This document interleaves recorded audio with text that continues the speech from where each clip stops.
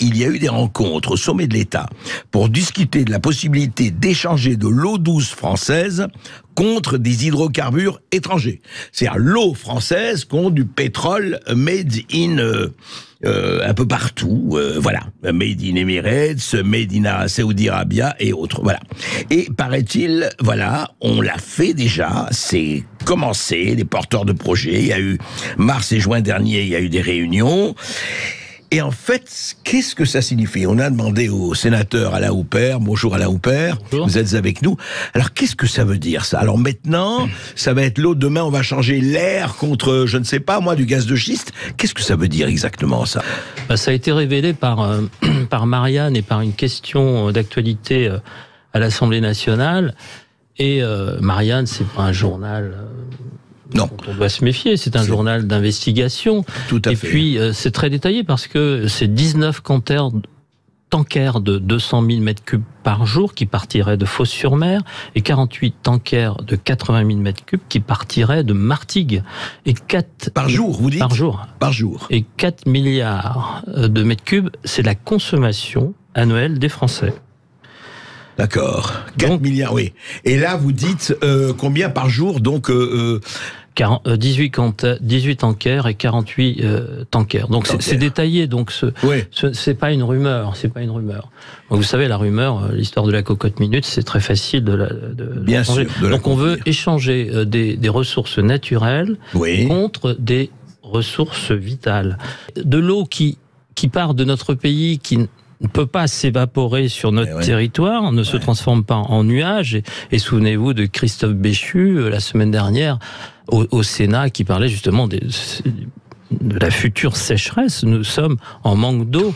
Et allons expliquer à toutes ces communes rurales qui sont livrées par des citernes qu'on va envoyer des tankers en Arabie Saoudite, en Moyen-Orient, consommer des ressources vitales, c'est on marche sur la tête. On marche sur la tête.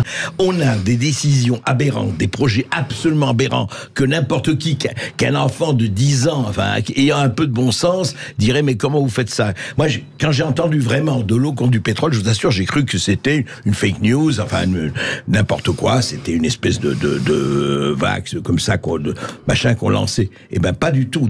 4 milliards de mètres cubes et cette ressource qui est visée ne peut fournir que 800 millions de mètres cubes. Donc on va aller la chercher où? Dans les nappes phréatiques qui alimentent ou qui vont alimenter les méga bassines qui ont créé quand même des problèmes où là on est vraiment dans la goutte d'eau, dans la méga goutte d'eau qui va faire déborder le vase. Quelque chose qui est détaillé, je viens de vous donner le nom de tankers. Quelque chose qui est détaillé veut dire que tout a été étudié et il y a eu certainement déjà des envois.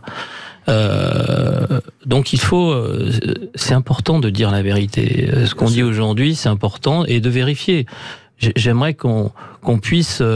qu'on sache un peu la vérité. Qu'on sache qu'il y a une enquête, parce que c'est la ressource vitale des Français. Nous sommes dans un pays où nous allons manquer d'eau.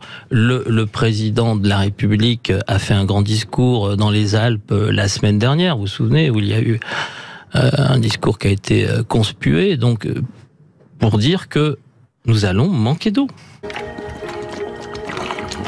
J'adore l'eau. Dans 20-30 ans, il n'y en aura plus. Mais aujourd'hui, est-ce que les agriculteurs, pas seulement en Bourgogne, partout, qu'est-ce que les ruraux, connaissent ce projet, savent que l'euro va aller dans les nappes phréatiques, parce que c'est ça le problème, vous dites, on va aller creuser dans les nappes phréatiques pour prendre le contingent d'eau pour exporter. Est-ce qu'ils le savent, à votre avis, ou ils ne le savent pas encore? Ben non, d'où ce qu'on appelle les lanceurs d'alerte. J'adore l'eau. Dans 20-30 ans, il n'y en aura plus.